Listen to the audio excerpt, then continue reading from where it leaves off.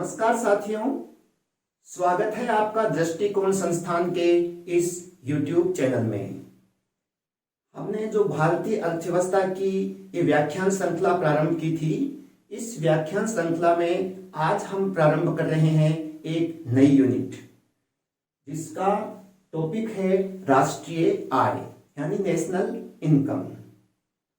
तो हम करते हैं प्रारंभ हमारे आज के इस टॉपिक को। तो हम ये जानेंगे कि राष्ट्रीय आय क्या होती है। तो राष्ट्रीय आय अर्थव्यवस्था की एक महत्वपूर्ण अवधारणा है और इसके द्वारा हम देश की जो आर्थिक क्रियाएं होती है उनका माप कर सकते हैं। यह अर्थव्यवस्था का एक महत्वपूर्ण सूचकांक है। किसी भी देश की अर्थव्यवस्था के आर्थिक निष्पादन की जानकारी का प्रमुख साधन हम राष्ट्रीय आय को ही मानते हैं। जब राष्ट्रीय आय की गणना करते हैं और उसके द्वारा जब हमें आंकड़े प्राप्त होते हैं और उनका जब विश्लेषण किया जाता है तो इससे हमें अर्थव्यवस्था के जो विभिन्न क्षेत्र हैं जैसे प्राइमरी, सेकेंडरी और टर्शरी सेक्टर्स हैं, तो उनमें हमें संतुलन बनाए रखने में इसके द्वारा राष्ट्रीय आय से हमें मदद मिलती है। और साथ में ही राष्ट्रीय आय की गणना से हमें जो हमारे देश की जो प्राथमिकताएं होती हैं उन प्राथमिकताओं को स्थापित करने में भी हमें मदद मिलती है। इस प्रकार हम यह कह सकते हैं कि राष्ट्रीय आय नीति निर्माण और कल्याणकारी राज्य की दिशा में बहुत महत्वपूर्ण भूमिका निभाती है। अब प्रश्न यह है कि भाई हम राष्ट्रीय आय की गणना क्यों करें, क्यों करनी पड़ती है। तो देश की आर्थिक स्थिति की वास्तविकता को जानने के लिए और आर्थिक विकास की जो नीतियां होती है उनका मूल्यांकन करने के लिए हम राष्ट्रीय आय की गणना करते हैं। इस प्रकार हमने देखा बात हुई कि राष्ट्रीय जो मतलब आर्थिक विकास संबंधी जो नीतियां हैं उनका मूल्यांकन करने में हमारी मदद करती है। साथ ही जो मतलब आर्थिक विकास से संबंधित जो भविष्यवर्ती नीतियां हम बनाते हैं उनको बनाने के लिए भी हमें राष्ट्रीय आय की गणना करना जरूरी होता है। इसके साथ ही हम ये जान सकते हैं कि हमारे देश के लोगों का जीवन स्तर है, उसको हम इसके द्वारा जान सकते हैं कि उनका जीवन स्तर किस प्रकार का है। और कुल मिलाकर हम ये कह सकते हैं कि आर्थिक विकास की रूपरेखा जो निर्धारित की जाती है वह राष्ट्रीय आय से ही होती है। अतः हमें राष्ट्रीय आय की गणना करना इसलिए जरूरी होता है। साथ साथ में इसके द्वारा हम ये भी इसका मेजरमेंट कर सकते हैं कि हमारे जो आर्थिक विकास की गति है उसका हम माप सकते हैं कि हमारे आर्थिक विकास कितना हुआ है, किस स्पीड से हो रहा है, किस गति से हो रहा है। और राष्ट्रीय आय है यह हर देश की इसकी गणना करता है। तो मतलब इसके द्वारा हम दो या दो से अधिक देशों के बीच आर्थिक विकास की गति की तुलना भी हम कर सकते हैं कि किस देश के विकास की गति ज्यादा है और किस देश के विकास की गति किसी की तुलना में कितनी ज्यादा हुई है, कौन पिछड़ा हुआ है, कौन किसकी गति तेज है। तो हमें दो या उनसे अधिक देशों के बीच में आर्थिक विकास की गति का इसके द्वारा हम मापन कर सकते हैं। इसके साथ साथ में जो रीजनल डेवलपमेंट क्षेत्रीय विकास होता है तो क्षेत्रीय विकास की समीक्षा भी हम इसके द्वारा कर सकते हैं कि कौन सा क्षेत्र अधिक विकसित है और कौन सा क्षेत्र पिछड़ा हुआ है। तो कहाँ पे मतलब विकास के कार्य अधिक करने की आवश्यकता है और कहाँ हम जो जहाँ विकास अधिक हो चुका है उसको हम बैलेंस कर सकते हैं, किसके बराबर हम उसको ला सकते हैं। तो ये रीजनल डेवलपमेंट का रिव्यू करने के लिए भी हमें राष्ट्रीय आय की गणना हमारे लिए महत्वपूर्ण होती है। इसके साथ साथ जो अर्थव्यवस्था के हमारे पास प्राइमरी, सेकेंडरी और टर्शरी सेक्टर्स हैं उनका हम योगदान, उनका कंट्रीब्यूशन भाई कौन सा सेक्टर का है, कितना योगदान है, ये भी जानने के लिए हम राष्ट्रीय आय की गणना करते हैं। तो इस प्रकार हम देखते हैं कि हमारे पास राष्ट्रीय आय के गणना हम क्यों करते हैं, राष्ट्रीय आय की गणना करने के पीछे हमारे पास में क्या महत्वपूर्ण रीजन है। अब जब हम इस टॉपिक को प्रारंभ करें तो इस टॉपिक में राष्ट्रीय आय को समझने के लिए कुछ कॉन्सेप्ट्स हैं जिनको हमें जानना बहुत जरूरी है, क्योंकि इसके अंदर जो छोटे छोटे कॉन्सेप्ट्स हैं उनको समझकर हम राष्ट्रीय आय की जो एक महत्वपूर्ण संकल्पना है इसको हम बेहतर ढंग से समझ पाएंगे। जैसे कि इससे संबंधित कुछ कॉन्सेप्ट्स हैं, घरेलू आय है, डोमेस्टिक इनकम है, नेशनल इनकम, राष्ट्रीय आय, पर कैपिटा इनकम, इसके साथ साथ में पर्सनल डिस्पोजल इनकम क्या है, पर्सनल नेशनल डिस्पोजेबल इनकम क्या है, इसमें प्राइवेट इनकम क्या होती है, और इसके साथ में पर्सनल इनकम क्या होती है, पर्सनल डिस्पोजेबल इनकम क्या होती है। ये कुछ ऐसे कॉन्सेप्ट्स हैं जिनको हम अगर समझ लेते हैं तो हम राष्ट्रीय आय की जो ये अवधारणा है उसको हम बेहतर ढंग से समझ सकते हैं। तो मैं आपको बताऊं कि हम ऐसे आज के जो हमारा ये व्याख्यान है इसमें हम कौन कौन से कॉन्सेप्ट्स को हम समझने वाले हैं। तो मैं यहाँ लिखता हूं राष्ट्रीय आय की अवधारणा से संबंधित जो महत्वपूर्ण कॉन्सेप्ट्स हैं।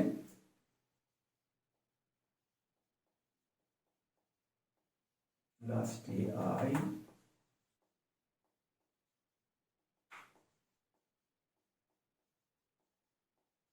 राष्ट्रीय आय से जो संबंधित अवधारणाएं हैं जिनको आज हम यहाँ पे डिस्कस करेंगे वो मैं आपको बता रहा हूँ। छोटे कॉन्सेप्ट्स हैं तो हम इसमें आज के जो हमारा 2 दिन का ये व्याख्यान जो हम लगातार इस राष्ट्रीय आय को समझेंगे उसमें हम कौन कौन सी चीजें हम पढ़ने वाले हैं इनको मैं आपके सामने यहाँ लिखता हूँ। एक हम देखेंगे घरेलू आय,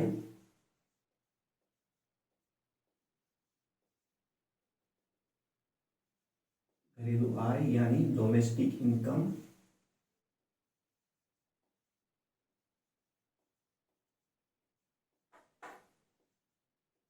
इसके साथ ही हम इसमें देखेंगे राष्ट्रीय आय,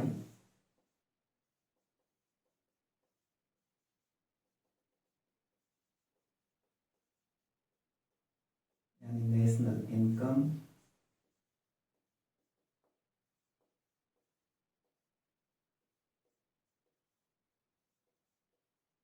इसके साथ हम देखेंगे प्रति व्यक्ति आय,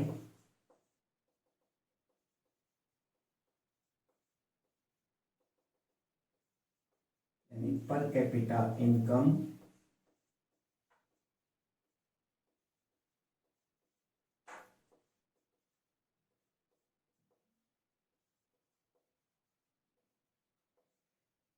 इसके अलावा हम देखेंगे GDP deflator,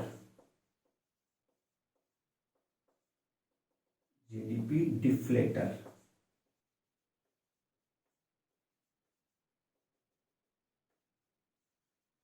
GDP deflator,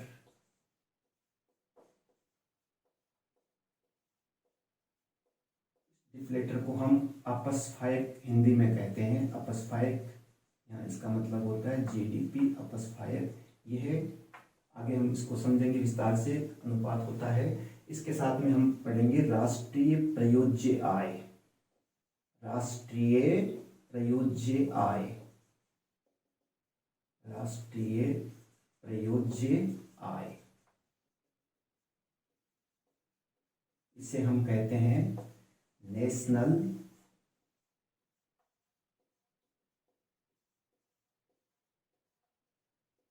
disposable income, national disposable income. इसके साथ हम देखेंगे निजी आय, यानी प्राइवेट इनकम, निजी आय, प्राइवेट इनकम। हम देखेंगे वैयक्तिक आय,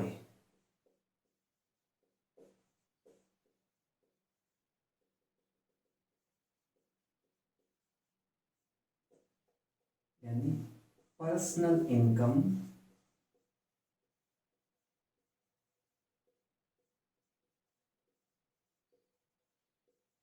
इसके साथ ही हम देखेंगे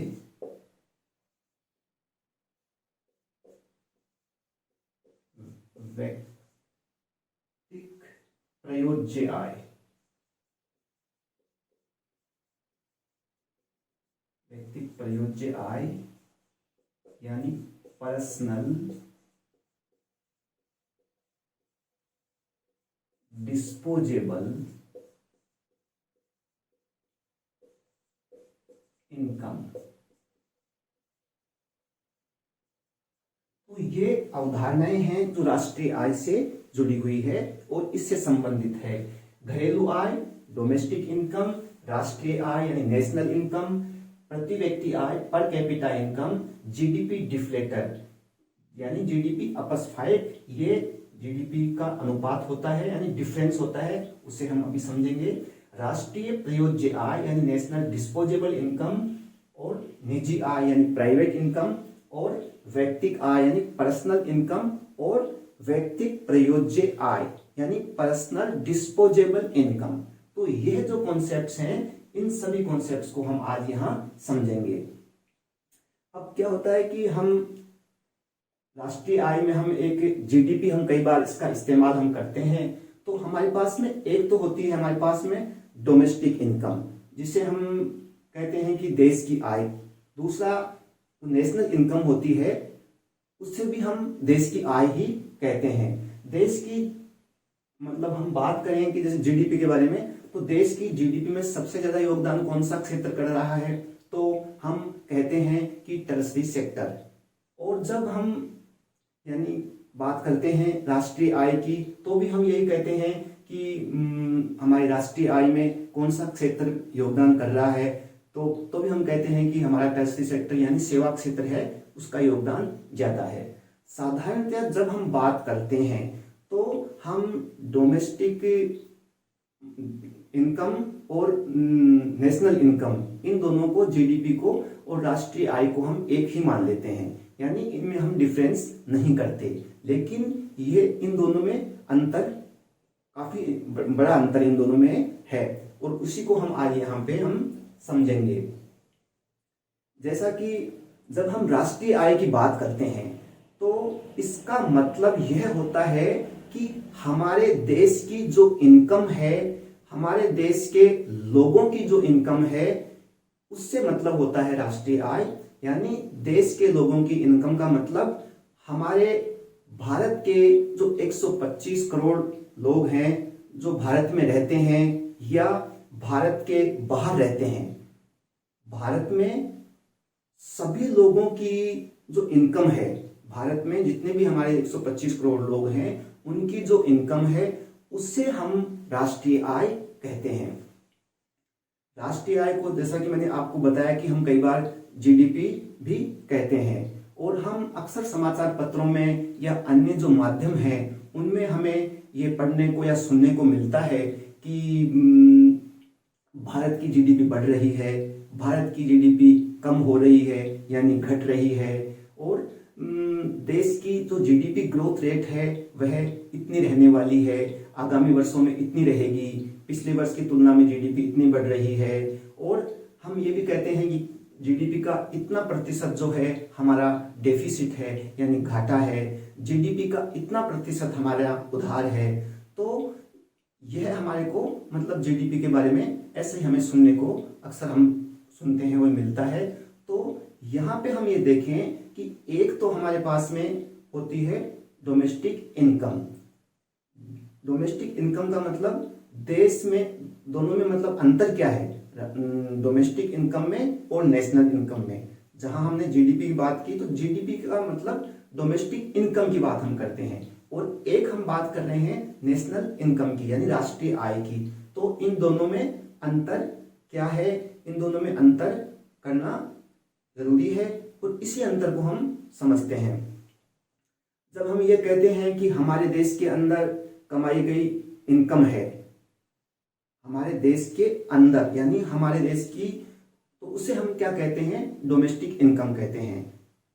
हमारे देश के अंदर कमाई गई जो इनकम है उससे हम डोमेस्टिक इनकम कहते हैं। अब किसी भी देश की जो भौगोलिक सीमा होती है, हर देश की अपनी एक भौगोलिक सीमा होती है।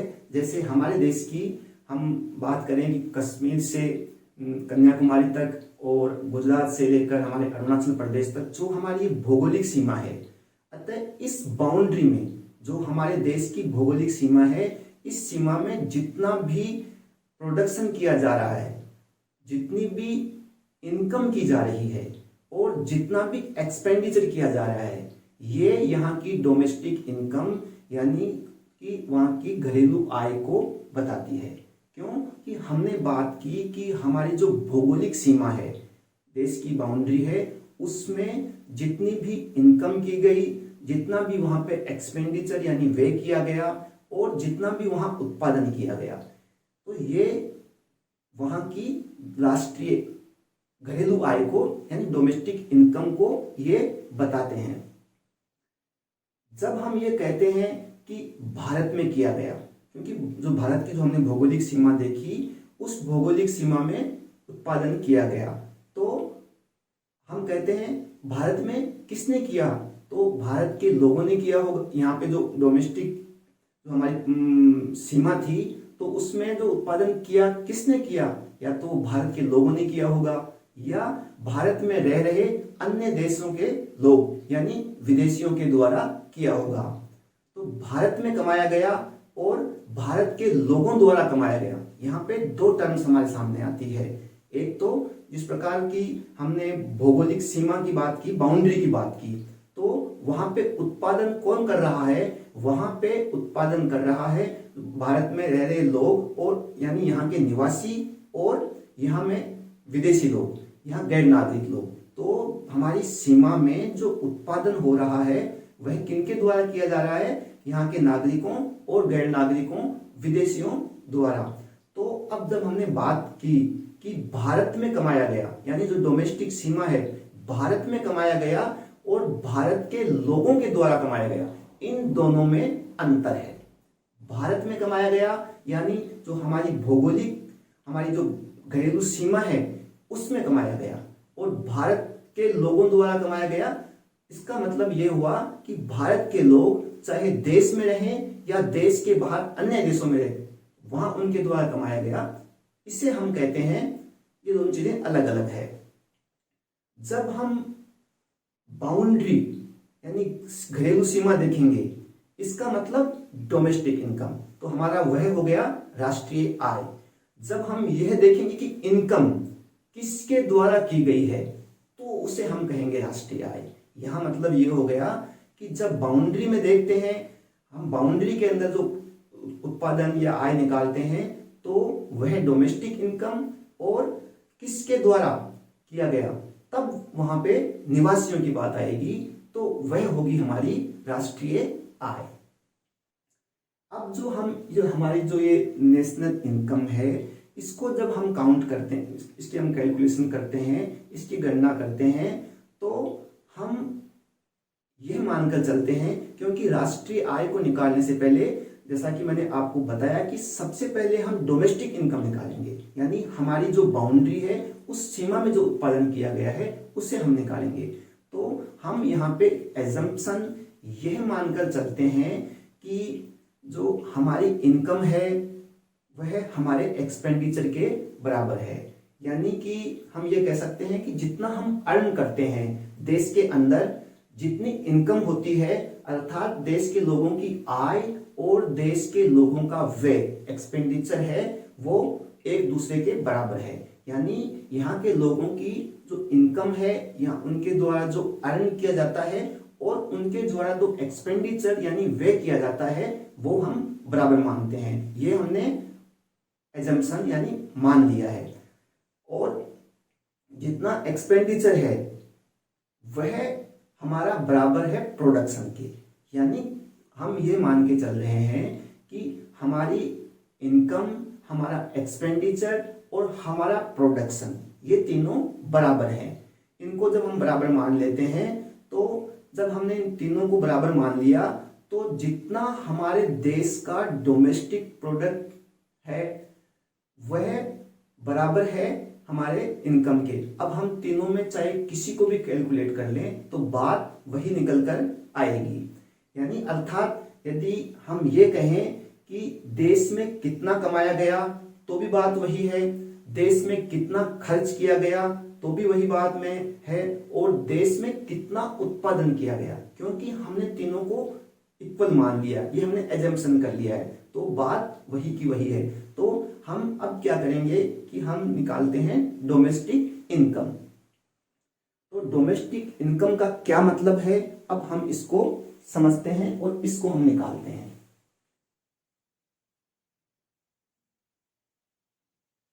डोमेस्टिक इनकम यानी घरेलू आय जो हमारी है, इस घरेलू आय को हम कैसे निकालते हैं। अब जैसा कि मैंने आपको बताया कि डोमेस्टिक इनकम का मतलब होता है किसी भी देश की जो बाउंड्री होती है उसमें कमाया उत्पादन जो किया गया है वह होता है, उसे हम डोमेस्टिक इनकम कहते हैं। तो सबसे पहले हम यही समझेंगे कि डोमेस्टिक इनकम क्या होती है।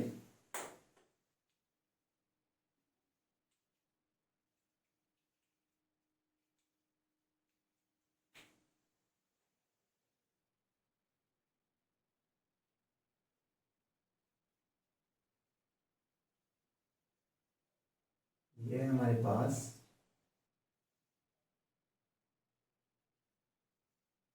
एक हमारे देश की भौगोलिक सीमा है, बाउंड्री है। अब इसमें हम देखते हैं ये जो हमारे देश की भौगोलिक सीमा है इसे हम कहेंगे देश की भौगोलिक सीमा, यानी बाउंड्री है। इस भौगोलिक सीमा में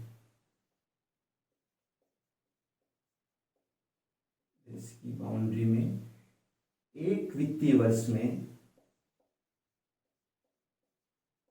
एक वित्तीय वर्ष जो हमारे भारत में 1 अप्रैल से 31 मार्च होता है,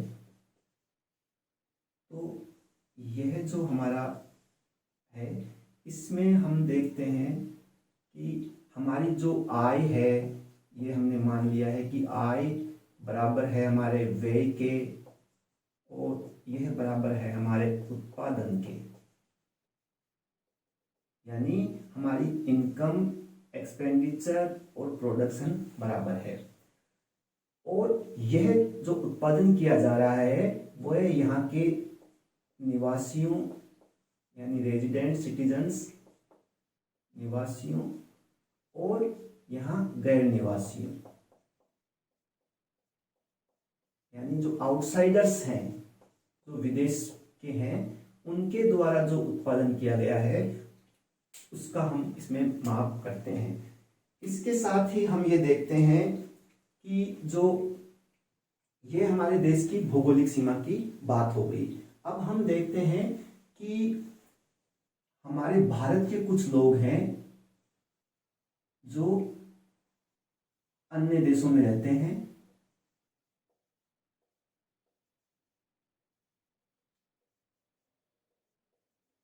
और वो वहां रहकर उत्पादन कर रहे हैं, और कुछ जो लोग हैं जो अन्य देशों के लोग हैं, ये अन्य देशों के लोग हैं।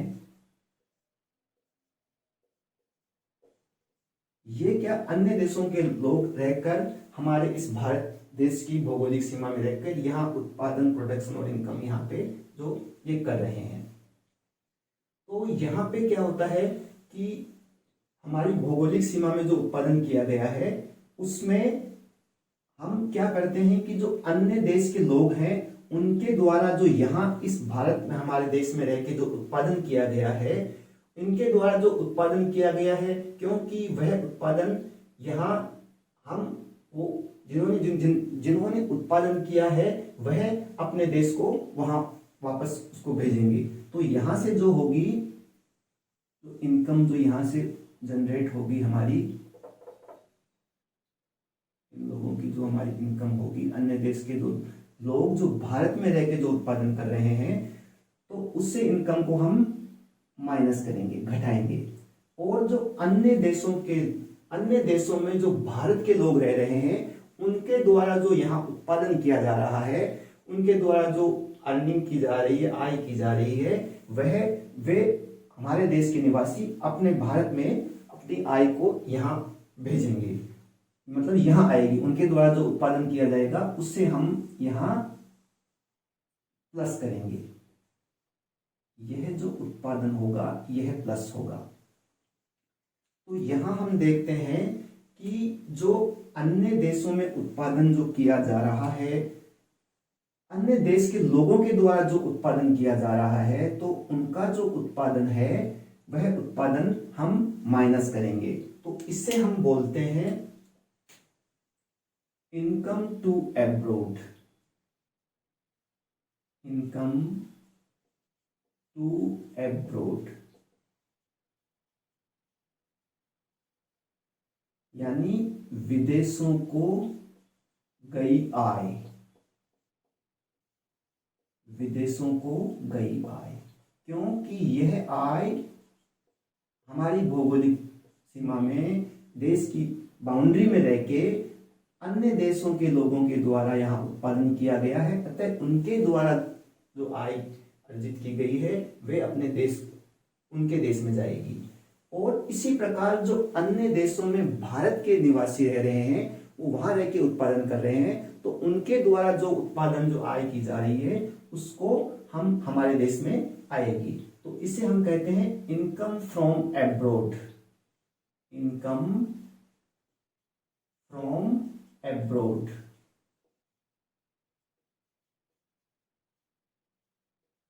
यानी विदेशों से प्राप्त आय, विदेशों से प्राप्त आय। इस प्रकार जो ये हमारी भौगोलिक सीमा हो गई ये वाली, इसे हम कहेंगे देश की सीमा में जो उत्पादन किया गया है, कुल उत्पादन किया गया है, इसे ही हम घरेलू आय यानी डोमेस्टिक इनकम कहते हैं।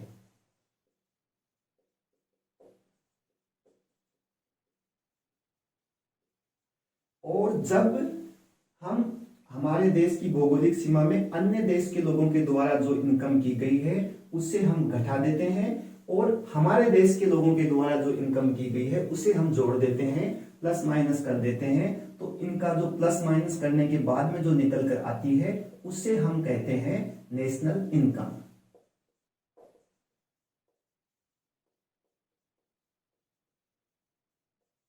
यानी यह हमारे पास राष्ट्रीय आय हो गई।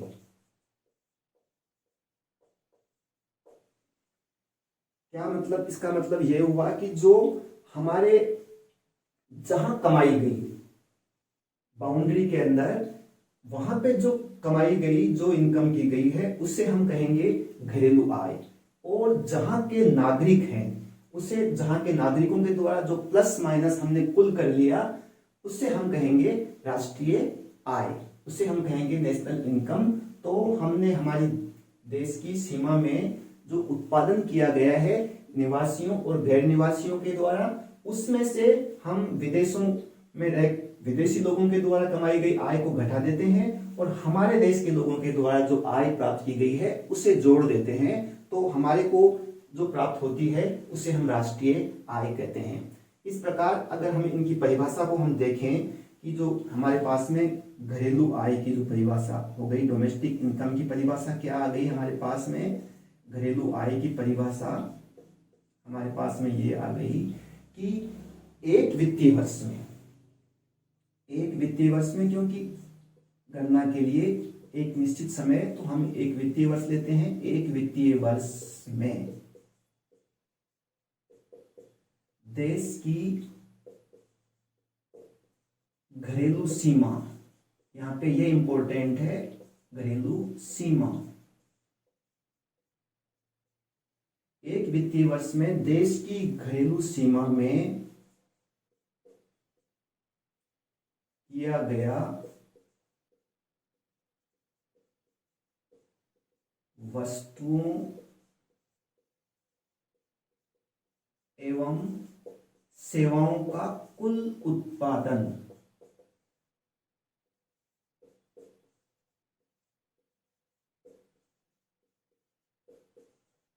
उसका जो मौद्रिक मूल्य हम मौद्रिक मूल्य होता है, उससे हम कहते हैं घरेलू आय। प्रकार हमारे पास में क्या निकल के आ गई, एक वित्तीय वर्ष में देश की घरेलू सीमा में किया गया वस्तुएं एवं सेवाओं का कुल उत्पादन का जो मौद्रिक मूल्य होता है। यहाँ यह इंपॉर्टेंट नहीं, कोई भी करे, चाहे वहां नागरिक भी हो सकता है और गैर नागरिक भी हो सकता है। यहाँ पे किसने किया इसका कोई फर्क नहीं पड़ता, चाहे नागरिक हो चाहे गैर नागरिक हो। इसी प्रकार जब हम देखते हैं दूसरी जो हमारी घरेलू सीमा के घरेलू आय के अलावा हम देखते हैं राष्ट्रीय आय। अब हम देखते हैं राष्ट्रीय आय यानी नेशनल इनकम क्या हो जाएगी। राष्ट्रीय आय की परिभाषा क्या होगी, एक वित्तीय वर्ष में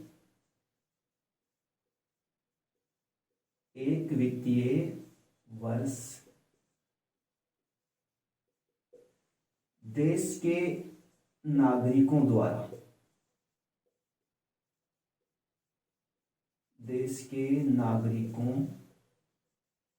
द्वारा किया गया वस्तुओं एवं सेवाओं के कुल उत्पादन का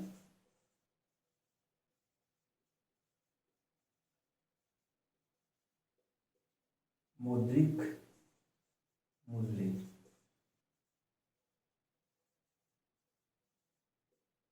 होता है। इसे हम क्या कहेंगे, राष्ट्रीय आय कहेंगे। अब यहाँ पे हमें देखना है कि यहाँ पे जो हमारे पास में इम्पोर्टेंट क्या हो गया, यहाँ पे हमारे पास में इम्पोर्टेंट ये हो गया कि एक वित्तीय वर्ष में देश के नागरिकों द्वारा, यहाँ हम देश के नागरिकों को लेते हैं और यहाँ पे देश की हम घरेलू सीमा में लेते हैं। इसको हम उदाहरण से समझते हैं। एक भारत का कोई व्यक्ति है जो कनाडा में रह रहा है, कनाडा में रहकर वह वहां पे जॉब करता है। तो अब हमें यह देखना है कि उसके द्वारा जो सैलरी प्राप्त की जाएगी, उसके जो द्वारा अर्निंग की जाएगी, उसे हम किस में काउंट करेंगे, वह हमारे देश की डोमेस्टिक इनकम होगी या नेशनल इनकम होगी। तो जो हमने अभी तक जो हमने समझा है और इस परिभाषा के हिसाब से अब हम देखते हैं कि उत्पादन कहाँ किया गया। उत्पादन किया गया है कनाडा में, तो वहाँ की जो भौगोलिक सीमा वहाँ के देश की बाउंड्री में है, जहाँ उत्पादन किया गया है, उत्पादन कहाँ किया गया है, कनाडा में किया गया है। तो कनाडा की वह होगी डोमेस्टिक इनकम यानी कनाडा की वह घरेलू आय होगी। दूसरा, किसके द्वारा किया गया है, नागरिक कहाँ का है, वह भारत का नागरिक है। तो भारत के नागरिक के द्वारा उत्पादन किया गया है, अतः वह भारत की होगी नेशनल इनकम यानी राष्ट्रीय आय होगी। इसी प्रकार हम एक उदाहरण लेते हैं, जैसे अमेरिका का कोई एक बैंक है और उस बैंक की शाखा भारत के किसी भी राज्य में है। तो उसके द्वारा जो प्रॉफिट किया जाएगा, उसके द्वारा जो अर्निंग की जाएगी, तो उसका जो प्रॉफिट है वह कहाँ काउंट होगा, उसकी अर्निंग कहाँ काउंट होगी। तो बैंक कहाँ का है, बैंक है अमेरिका का, और उत्पादन कहाँ किया जा रहा है, प्रॉफिट कहाँ किया जा रहा है, वह भारत में किया जा रहा है। तो यह भारत की क्या होगी, डोमेस्टिक इनकम यानी भारत की वो होगी घरेलू आय। लेकिन यह यहाँ के निवासी नहीं, अर्थात जो फर्म है या जो बैंक है, जो वो कहाँ का है, वह अमेरिका का है। तो हम वह जाएगी इनकम टू अब्रॉड यानी विदेश को उसकी आय जाएगी, अमेरिका को उसकी आय जाएगी। तो भारत के लिए डोमेस्टिक और अमेरिका के लिए वह हो गई नेशनल इनकम। इस प्रकार अमेरिका की वह होगी नेशनल इनकम क्योंकि बैंक वहां का है और उत्पादन जिस घरेलू सीमा में किया गया है वह भारत की है, अतः भारत के लिए वह डोमेस्टिक इनकम में काउंट होगा। इसी प्रकार जैसे आप हैं, मैं हूं, हम सब हैं, तो यहाँ हम भारत में रहकर जो उत्पादन हम यहाँ कर रहे हैं, तो हमारे द्वारा जो उत्पादन किया जा रहा है वह हमारे यहाँ हमारी डोमेस्टिक इनकम भी यही होगी और नेशनल इनकम भी यही होगी, क्योंकि न तो हमें इसे बाहर विदेशों को इनकम फ्रॉम एब्रोड और न हमें इनकम टू एब्रोड करना है। तो इस उदाहरण से मैं समझता हूं कि हम घरेलू आय और नेशनल राष्ट्रीय आय है उसको हम समझ सके हैं। अब हम देखते हैं कि इसको हम जो हमने अभी तक जो किया उसको हम एक सूत्र के रूप में भी हम इसको लिख सकते हैं और इसको हम कर सकते हैं कि किस प्रकार से घरेलू आय यानी डोमेस्टिक इनकम से किस प्रकार हम राष्ट्रीय आय प्राप्त करते हैं। इसको हम एक यहाँ अलग से एक बार थोड़ा क्लियर कर लेते हैं लिख करके कि डोमेस्टिक इनकम से किस प्रकार राष्ट्रीय आय प्राप्त होती है। इसको हमने बेहतर ढंग से हमने इसको समझ लिया है और इसको हम थोड़ा और हमारा कॉन्सेप्ट क्लियर हो जाए इसके लिए हम एक बार और देखते हैं। जैसा कि हमने देखा कि जो राष्ट्रीय आय है हमारी जो डोमेस्टिक इनकम से हम किस प्रकार राष्ट्रीय आय को प्राप्त करते हैं। तो राष्ट्रीय आय है इसको हम किस प्रकार राष्ट्रीय आय को हम किस प्रकार प्राप्त करते हैं, घरेलू आय से। क्योंकि हमने घरेलू आय निकाली थी, हम निकालना समझ गए हैं कि देश की सीमा में किया गया निवासियों और गैर निवासियों के द्वारा जो टोटल आय होती है उस घरेलू आय में यदि हम यहाँ के नागरिकों के द्वारा देश के नागरिकों के द्वारा जो किया गया उत्पादन है यानी कि विदेशों से प्राप्त आय को हम उसमें जोड़ देते हैं, विदेशों से प्राप्त आय, और उसमें से विदेशों को गई आय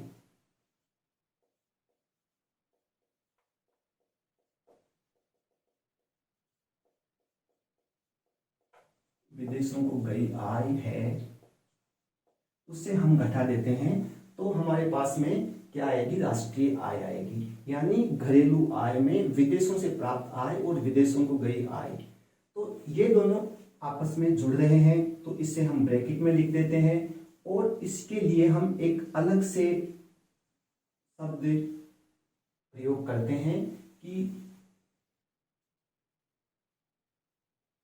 इसको हम लिख सकते हैं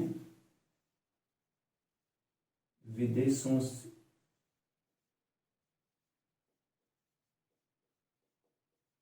से प्राप्त शुद्ध आय।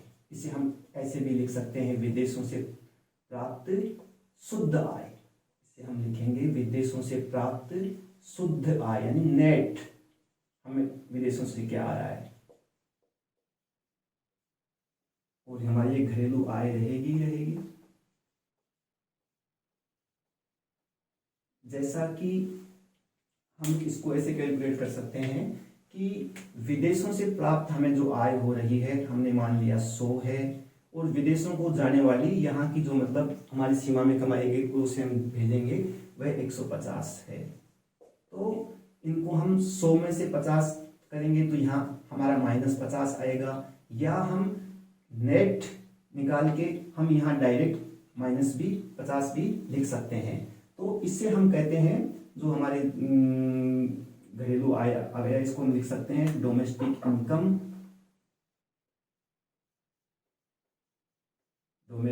Income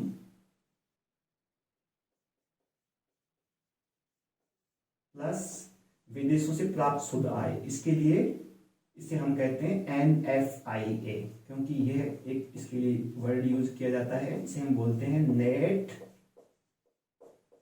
factor income from abroad.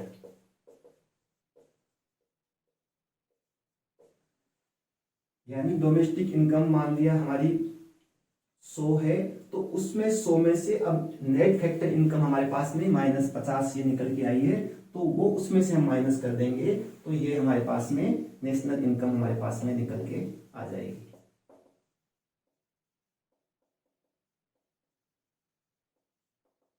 यानी डोमेस्टिक इनकम में हमारी net factor income from abroad हम उसमें जोड़ देते हैं, तो ये हमारी राष्ट्रीय आय निकल के आ जाएगी। अगर हम राष्ट्रीय आय को उत्पादन की भाषा में हम अगर इसको मेजरमेंट करना चाहें कि ये उत्पादन की भाषा में किस प्रकार आती है, तो क्योंकि हमने देखा है कि हमारी राष्ट्रीय आय है, उत्पादन की भाषा में हम इसे, क्योंकि जो देश में उत्पादन किया जाता है और उस उत्पादन से हमें आय कैसे अर्जित होती है, क्योंकि यहाँ हमारे द्वारा जो उत्पादन किया गया है उस उत्पादन को जब हम एक्सपोर्ट यानी निर्यात करते हैं तो कुछ हमें उत्पाद को हमें निर्यात करना पड़ता है, ऐसे ही हमें कुछ विदेशों से हमें आयात भी करना पड़ता है। तो जो हमारी सीमा में रहते हुए हमने जो निर्यात किया उसे हम ऐड करेंगे किसमें, घरेलू डोमेस्टिक इनकम में। जब हम हमारे द्वारा निकाली गई डोमेस्टिक इनकम है, उस डोमेस्टिक इनकम में हम जब निर्यात को जोड़ देते हैं और आयात को हम घटा देते हैं, तो हमारे पास में राष्ट्रीय आय आ जाएगी। तो यहाँ हमारे पास क्या हो गया, घरेलू आय यानी डोमेस्टिक घरेलू आय प्लस निर्यात माइनस आयात, और इसके द्वारा भी हम इसको ऐसा लिख सकते हैं, घरेलू आय प्लस शुद्ध निर्यात यानी नेट एक्सपोर्ट। यहां शुद्ध निर्यात या पॉजिटिव सेंस में लिया जाता है, चाहे हमारा निर्यात नेगेटिव ही क्यों ना हो, लेकिन जब जिनका अंतर है वो निकाल के हम डोमेस्टिक इनकम में जब उसको ऐड कर देते हैं तो हमारे पास में राष्ट्रीय आय निकल के आ जाती है। तो इस प्रकार हमने उत्पादन की भाषा में और हमारे पास में नेट फैक्टर इनकम जो आई है उसको ऐड करके हम नेशनल इनकम को, राष्ट्रीय आय को हम निकाल सकते हैं। अब हम मतलब इस प्रकार से हम निकालना ये हम सीख चुके हैं। अब यहाँ पे साथ में ही भारत के संदर्भ में हम एक बात और कर लेते हैं। हम देखते हैं कि अब यहाँ प्रश्न जब हम समझ गए कि भाई हम राष्ट्रीय आय हमने निकाल ली, डोमेस्टिक इनकम हमने निकाल ली, तो हमारे सामने यह प्रश्न आता है कि भारत की डोमेस्टिक इनकम ज्यादा है या नेशनल इनकम ज्यादा है।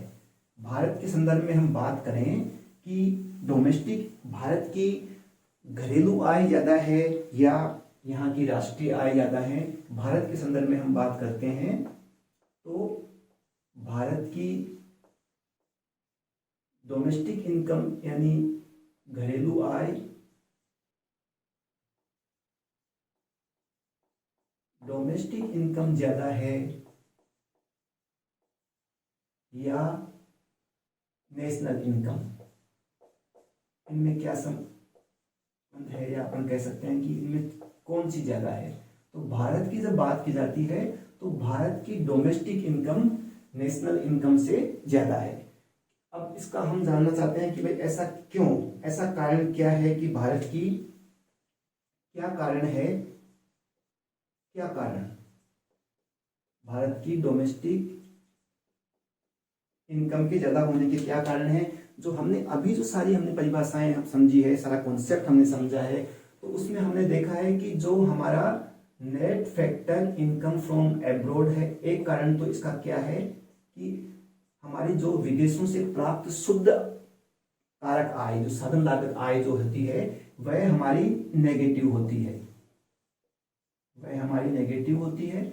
दूसरा हमारा पास जो क्या है कि नेट जो हमारा एक्सपोर्ट है वह हमारा नेगेटिव होता है। तो ये हमारे को कई बार परीक्षाओं में पूछ लिया जाता है कि क्या कारण है कि भारत की डोमेस्टिक इनकम वहां की नेशनल इनकम से ज्यादा है। तो इसका कारण क्या है कि हमारा net factor income from abroad यानी विदेशों से प्राप्त शुद्ध आय नेगेटिव है, दूसरा ही साथ साथ में हमारा जो ये नेट एक्सपोर्ट है, यानी एक्सपोर्ट और इंपोर्ट का जो अंतर है, यानी कि एक्सपोर्ट हम कम करते हैं और इंपोर्ट हम ज्यादा करते हैं, तो वह हमारा नेगेटिव है। तो ये दो कारण, मुख्य कारण हमारी डोमेस्टिक इनकम के ज्यादा होने का कारण। लेकिन डोमेस्टिक इनकम ज्यादा होने का मतलब ये है कि हमारे देश की समृद्धता है, हम किसी पे डिपेंड नहीं है, क्योंकि आखिर संसाधन तो हमारे ही हैं। तो इसके लिए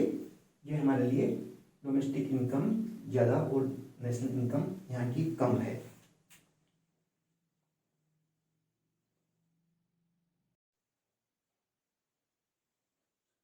अब हम देखते हैं कि भाई जीडीपी, और हर देश जो है अपनी जीडीपी को काउंट करता है। हर देश में जीडीपी की गणना की जाती है। और तो अब देखते हैं कि हमारे जो जीडीपी की गणना के जो तरीके हैं वो क्या क्या हैं, किस प्रकार हम जीडीपी की मतलब गणना, तरीके क्या है, आधार क्या मानते हैं, उसको हम थोड़ा देख लेते हैं कि हर देश को अपनी जीडीपी की गणना करता है। और जीडीपी को हम दो तरीके से निकालते हैं। जीडीपी को निकालते हैं, जीडीपी की जब हम गणना करते हैं, जीडीपी की गणना हम करते हैं तो उसके हम दो बेस मान के हम जीडीपी की गणना करते हैं। तो एक तो हम क्या करते हैं, दो तरीके से जीडीपी निकलता है। एक में तो हम क्या करते हैं कि एक हमारे पास में होती है GDP at current year price, यानी जब हम जीडीपी निकालते हैं तो एक तो हमारे पास चालू वर्ष की कीमत, एक तो हम जीडीपी निकालते हैं चालू वर्ष की कीमत के आधार पे।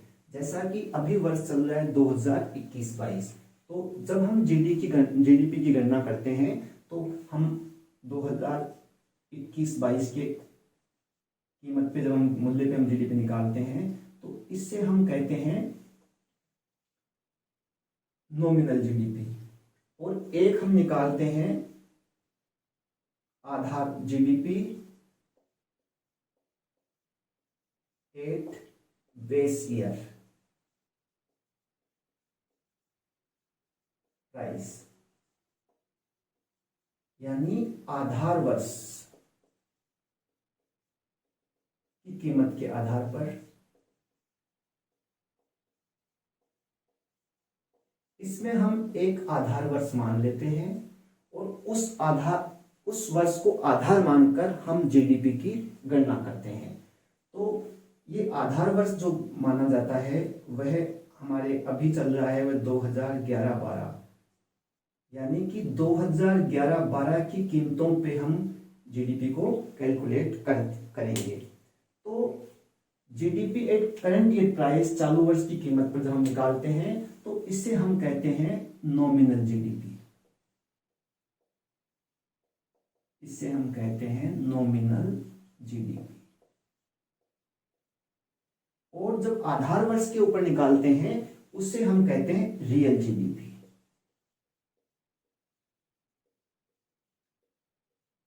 अब जो चालू वर्ष की कीमत पे हम निकालते हैं तो यह मतलब हर साल बदलता है, यानी जैसा कि इस बार हम जीडीपी कैलकुलेशन करेंगे तो हमारे लिए वर्ष रहेगा 2021-22। इससे पहले वाले वर्ष में जब हमने जीडीपी की गणना की थी तो हमारे पास वर्ष था 2020-21। इसी प्रकार जब हम अगले वर्ष जीडीपी निकालेंगे तो हमारे पास वर्ष रहेगा 2022-23। और जब आधार वर्ष है तो उसके लिए हमने 2011-12 निर्धारित किया है। अभी ये हर 5 साल के ऊपर बेस ईयर जो होता है गणना के लिए निर्धारित किया जाता है।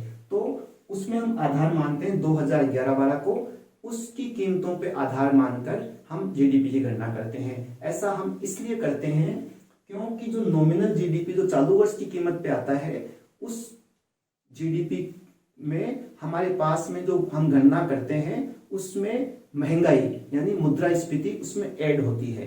और जो आधार वर्ष है उसमें आधार वर्ष को जब हम जीडीपी निकालते हैं वह इसलिए हमें, क्योंकि एक आधार मान के जो हम गणना करते हैं तो उसमें हमें ये जो महंगाई और मुद्रास्फीति है इसकी गणना इसमें नहीं होती है, वह उसमें शामिल नहीं होता है।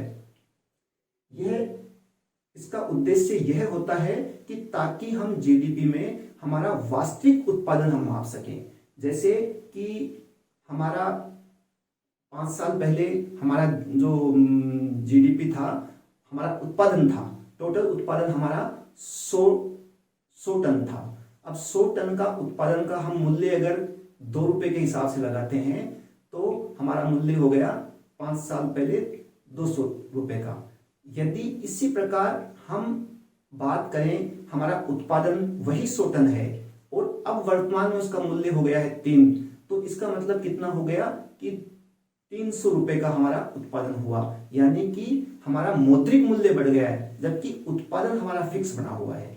इस प्रकार जो हमारा रियल उत्पादन वास्तविक प्रोडक्शन कितना हुआ है इसको मापने के लिए हम इन्फ्लेशन से बचने के लिए और वास्तविक गणना करने के लिए हमने आधार वर्ष लेते हैं। और जब आधार वर्ष के ऊपर कीमत निकाली जाती है तो उस समय उसकी कीमत, उसके आधार पे कीमत क्या है, तो उससे हमें लगता है कि हमारा उत्पादन तो उतने का उतना ही रहा है, ये तो मात्र मौद्रिक मूल्य बढ़ा है। तो हमारा जीडीपी के नापने के पीछे हमारा वास्तविक उद्देश्य क्या होता है कि हमारे उत्पादन में बढ़ोतरी हुई या नहीं हुई, इसलिए जीडीपी की गणना करते समय हम आधार वर्ष मानते हैं। तो ये 2011-12 का वर्ष है, ये हमारे पास 2015 में डिसाइड किया गया था और ये हर 5 साल प्रति 5 वर्ष के हिसाब से ये इसको चेंज हो जाता है। अब अभी मतलब क्या है कि ये ड्यू टू कोरोना के कारण से ये अभी कारण से ये आधार वर्ष अभी यही चल रहा है। अब इसको अगले साल तक इसका हो सकता है, संभावना है कि इसको बदल कर इसको चेंज कर दिया जाए। जबकि हमारा ये चालू वर्ष की कीमत ये प्रति वर्ष, इसकी गणना हम हर वर्ष के हिसाब से करते हैं।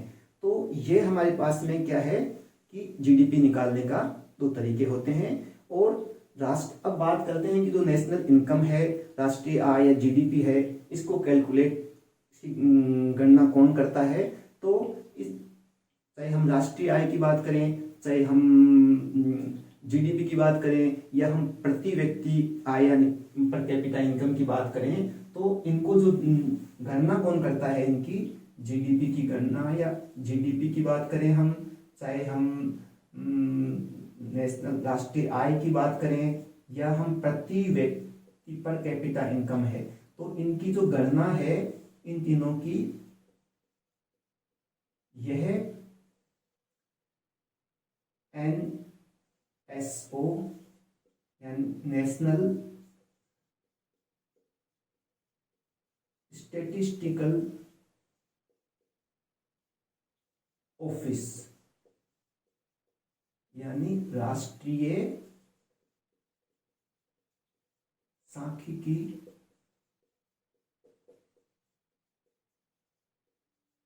कार्यालय द्वारा ये गणना की जाती है। पहले ये जो गणना की जाती थी, पहले ये CSO के द्वारा, यानी पहले कौन करता था इसको, पहले था CSO यानी सेंट्रल स्टैटिस्टिक ऑफिस यानी केंद्रीय सांख्यिकी कार्यालय द्वारा पहले ये गणना की जाती थी। तो जीडीपी की, राष्ट्रीय आय की, प्रति व्यक्ति आय की गणना इनके द्वारा की जाती है। अब ये गणना हर साल हर देश में ये गणना होती है। और ये क्यों होती है इसका हम ये जानते हैं, क्योंकि ये जीडीपी की गणना इसलिए की जाती है ताकि विश्व में हर देश की वर्ल्ड वाइज रैंकिंग को निर्धारित किया जा सके कि किस देश की जीडीपी कितनी है और जीडीपी के अनुसार उस देश का कौन सा स्थान है, क्या उसकी पोजीशन है। तो यह जानने के लिए इसीलिए हर देश जीडीपी की गणना करता है। तो इसका कारण क्या है की गणना हर साल जीडीपी में वर्ल्ड रैंकिंग को निर्धारित करने के लिए जीडीपी मतलब वर्ल्ड में वर्ल्ड रैंकिंग निर्धारण हेतु जीडीपी की गणना की जाती है।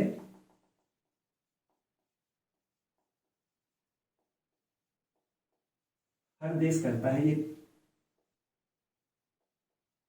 और अब हम ये देखते हैं कि जो भारत है, भारत का जो मतलब क्या स्थान है विश्व में जीडीपी के अनुसार, तो भारत जो हमारा है विश्व में छठे स्थान पर आता है जीडीपी के साइज के हिसाब से, कि भारत का जीडीपी में स्थान कौन सा है, छठा स्थान आता है भारत का। हम देखते हैं भारत का छठा स्थान आता है, तो हमें ये जानना चाहिए कि इससे पहले कौन है। 1 2 3।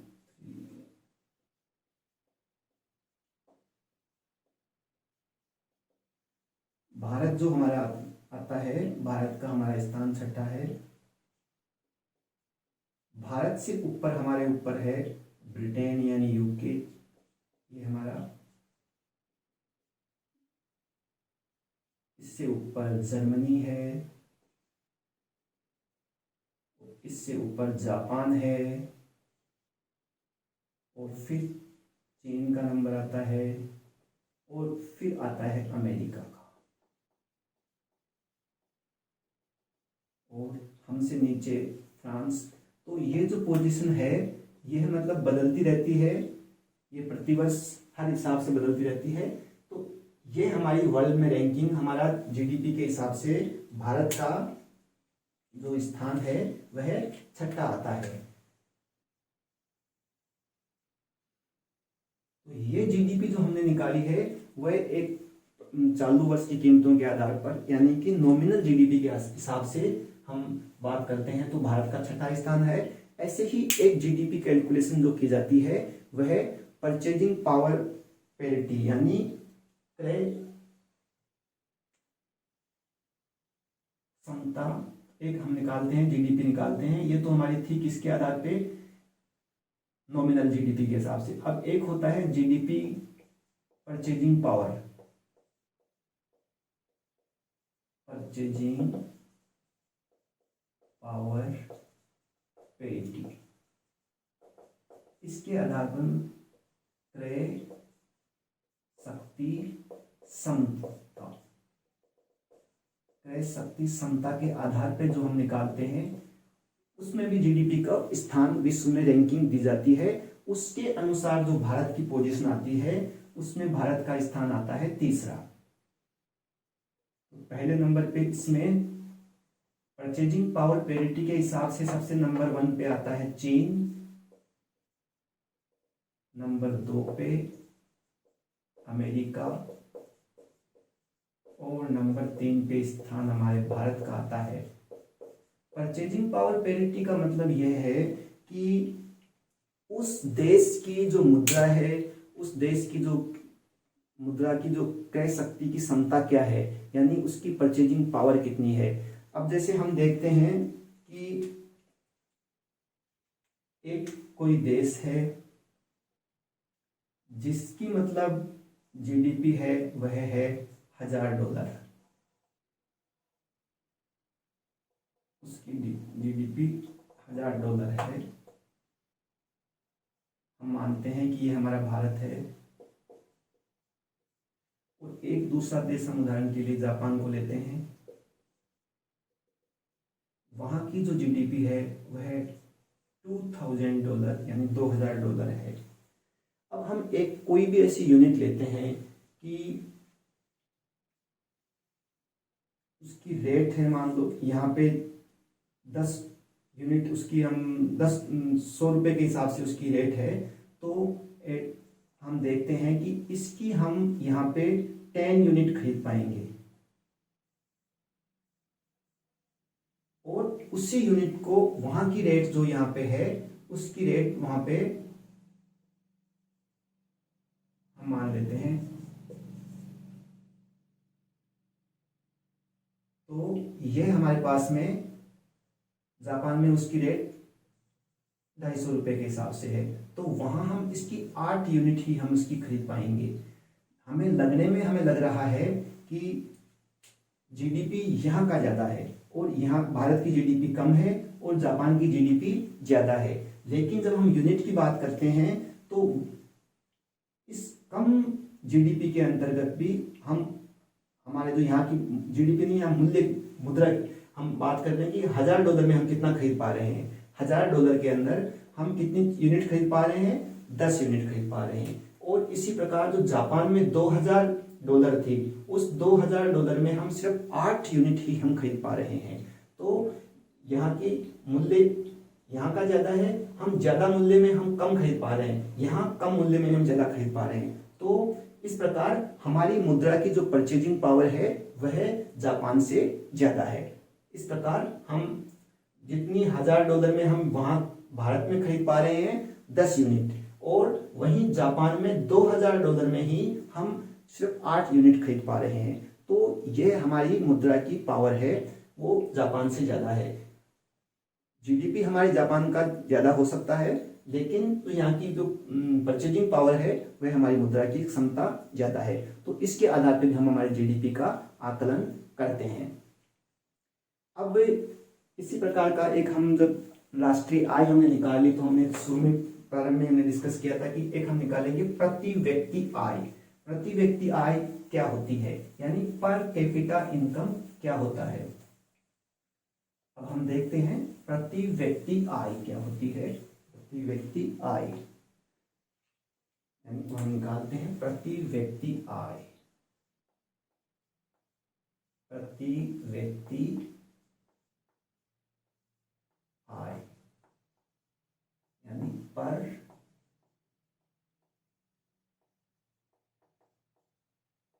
जैसा कि इसके नाम से स्पष्ट हो रहा है कि एक व्यक्ति की आय क्या है। तो हमने जीडीपी निकाल लिया, तो अब हमें जीडीपी के साथ में हमें राष्ट्रीय आय भी हम निकालना सीख गए।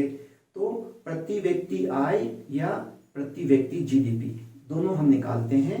तो यहाँ प्रति व्यक्ति आय से मतलब होता है एक वर्ष की एक व्यक्ति की औसत आय से मतलब होता है। यहाँ पे जीडीपी का मतलब क्या हो गया, एक व्यक्ति की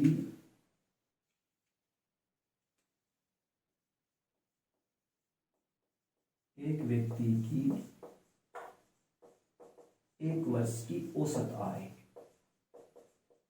इसका मतलब यहाँ सामान्य भाषा में ये इसका मतलब हो गया। अब इसको हम किस प्रकार निकालते हैं? सबसे पहले हम निकालेंगे पूरे देश की जनसंख्या, राष्ट्रीय आय, नेशनल इनकम। प्रति व्यक्ति आय का मतलब सबसे पहले हम क्या निकालेंगे? राष्ट्रीय आय। जहां का भी हमें निकालना है उसकी राष्ट्रीय आय निकालते हैं और फिर हम उसको कुल जनसंख्या से विभाजित कर देते हैं।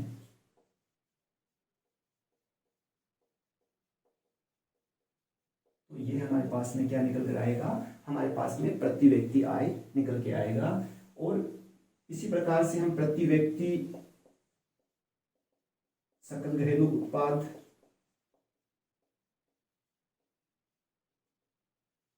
निकाल सकते हैं।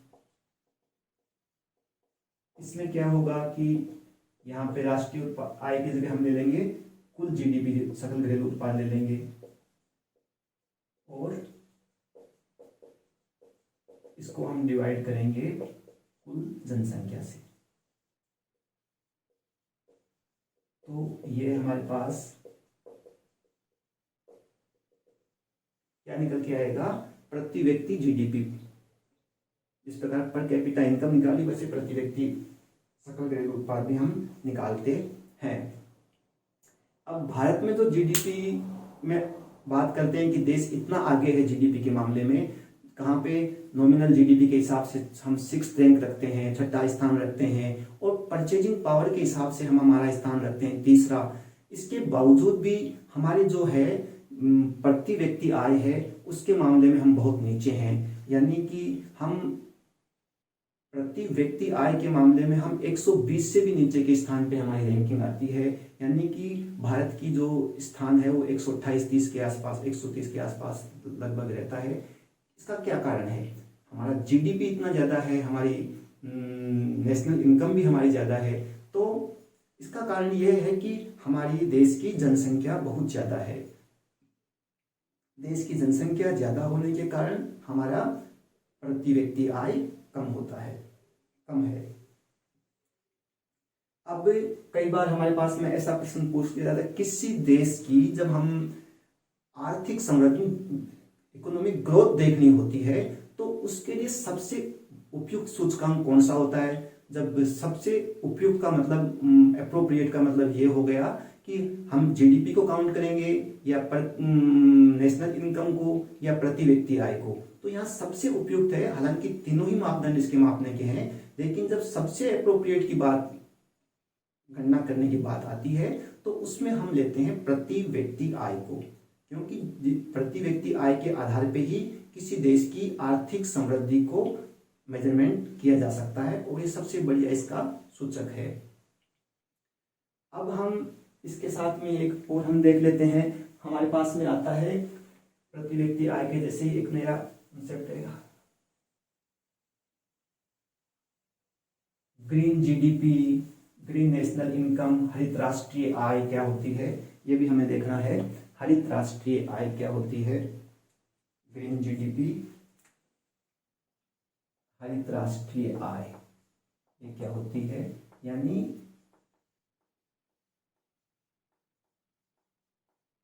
ग्रीन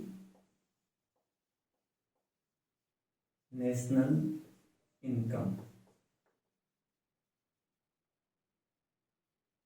ग्रीन नेशनल इनकम क्या होती है? मतलब किसी भारत की मतलब हरित राष्ट्रीय आय को निकालने के लिए, ग्रीन जीडीपी को निकालने के लिए हम देखते हैं कि जो दुनिया के बहुत सारे देश हैं वो विकास की गति में बहुत आगे बढ़ रहे हैं, वे इंडस्ट्रियलाइजेशन कर रहे हैं और इंडस्ट्री लगाने के लिए वो जंगलों का विनाश कर रहे हैं और मतलब इस प्रकार से वो एक स्पीडली वो अपनी विकास की दर को बढ़ाने के लिए ऐसा विकास कर रहे हैं जो उन्हें विनाश की ओर ले जा रहा है, यानी कि जंगलों को काट रहे हैं। इससे एनवायरनमेंट से रिलेटेड जो वहाँ प्रॉब्लम क्रिएट हो रही है तो इससे एनवायरनमेंट को नुकसान होता है। तो हम देखते हैं कि कोई एक देश है जो वो विकसित देश है और वहाँ का मतलब अपन मानते हैं कि एक कोई विकसित देश है जिसने मतलब विकास किया है, तो उसकी जो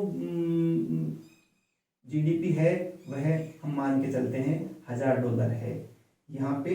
और अब क्या है कि उसने विकास इस प्रकार से किया है कि उसे इस विकास का सही करने के लिए उसके द्वारा जो उसने ऐसा डेवलपमेंट किया स्पीडली, जो जंगलों का विनाश करके जो उसने ये डेवलपमेंट किया है, तो उसकी भरपाई के लिए उसे कुछ ना कुछ यहाँ पे $200 हम मान के चलते हैं कि उसे इस पे खर्च करना पड़ रहा है। पर्यावरण की जो क्षति होती है तो यहाँ पे मतलब उसके पास बचता है $800।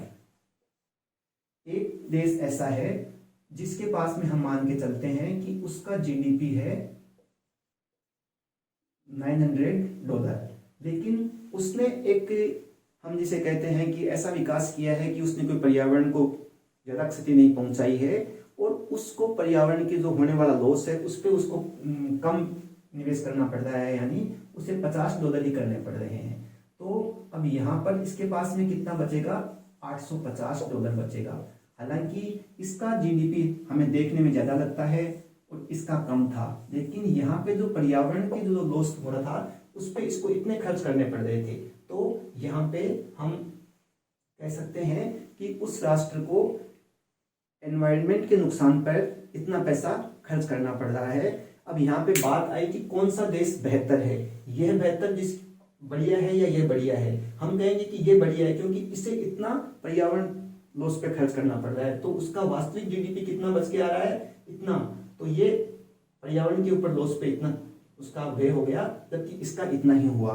तो इस प्रकार हम कह सकते हैं कि जो हमारे पास में ये निकल के आता है राष्ट्रीय, तो हरित राष्ट्रीय आय निकालने के लिए हम क्या करते हैं कि जो राष्ट्रीय आय हमने निकाली थी, नेशनल इनकम, राष्ट्रीय आय में से जब हम पर्यावरण हानि निकाल देते हैं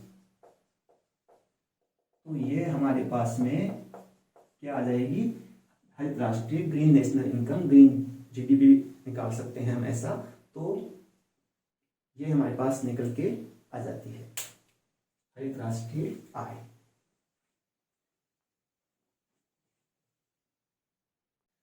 इस प्रकार हमने ग्रीन नेशनल इनकम को हमने समझ लिया। अब हम एक दृष्टि हम ये देखते हैं कि हमारे जो भारत में राष्ट्रीय आय की गणना की जो ऐतिहासिक पृष्ठभूमि है उसे हम देखते हैं। भारत में राष्ट्रीय आय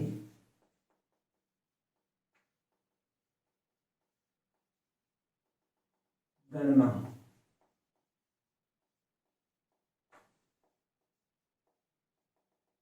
इसकी हम ऐतिहासिक पृष्ठभूमि देखते हैं कि कब कब हमारे देश में राष्ट्रीय आय की गणना के प्रयास किए गए, उनको हम देख लेते हैं।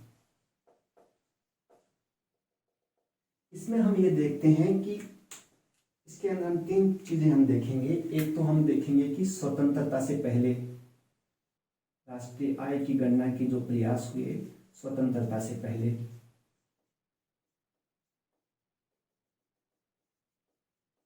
आजादी से पहले राष्ट्रीय आय की गणना के क्या प्रयास हुए थे। और इसके साथ ही हम ये देखते हैं कि इसमें हम दो तरीके से देखेंगे। एक हम देखेंगे कि एक वैज्ञानिक पद्धति के आधार पर भी हमारे निकाले गए थे। दूसरा हम देखेंगे इसमें स्वतंत्रता के बाद में, स्वतंत्रता के बाद में यानी आजादी के बाद में क्या क्या प्रयास हुए। तो स्वतंत्रता से पहले मतलब ब्रिटिश काल से ही हम देखते हैं कि राष्ट्रीय आय की गणना हमारे देश में प्रयास किए शुरू हो गए थे। तो सर्वप्रथम जो हम देखते हैं कि सबसे पहला जो प्रयास किया राष्ट्रीय आय को कैलकुलेट करने का, वह सबसे पहले प्रयास किया गया था दादा भाई नौरोजी के द्वारा। दादा भाई नौरोजी के द्वारा सबसे पहले राष्ट्रीय आय गणना के प्रयास उनके द्वारा 1867-68 में इसके लिए प्रयास किया गया था। और उनकी एक बुक थी poverty and un British rule in India, poverty and un British rule in India. इस पुस्तक में उन्होंने राष्ट्रीय आय की गणना के प्रयास किए। उन्होंने जो राष्ट्रीय आय के साथ साथ में गरीबी रेखा का आकलन भी उन्होंने किया था। वो मतलब अच्छे अर्थशास्त्री कह सकते हैं। भले ही चाहे उन्होंने वैज्ञानिक पद्धति को नहीं अपनाया, लेकिन उन्होंने राष्ट्रीय आय का सबसे पहले स्वतंत्रता से पहले उन्होंने किया। और जो उनके द्वारा जो राष्ट्रीय आय निकल के आई थी, तो उन्होंने जो राष्ट्रीय आय निकल के आई थी उनके द्वारा वह थी 20 रुपए। 20 रुपए उनके द्वारा राष्ट्रीय आय निकल के आई थी प्रति व्यक्ति प्रति वर्ष का अनुमान उन्होंने लगाया। 20 रुपए प्रति व्यक्ति प्रति वर्ष, प्रति व्यक्ति वर्ष। और दादा भाई नौरोजी के अलावा हम देखते हैं कि और भी मतलब कुछ थे। हम यहाँ पे ये भी देख सकते हैं कि दादा भाई नौरोजी के अलावा भी कुछ अर्थशास्त्री थे जिनमें उनका नाम अपन ले सकते हैं। एक तो विलियम डिग्बी थे, दादा भाई नौरोजी के अलावा विलियम डिग्बी,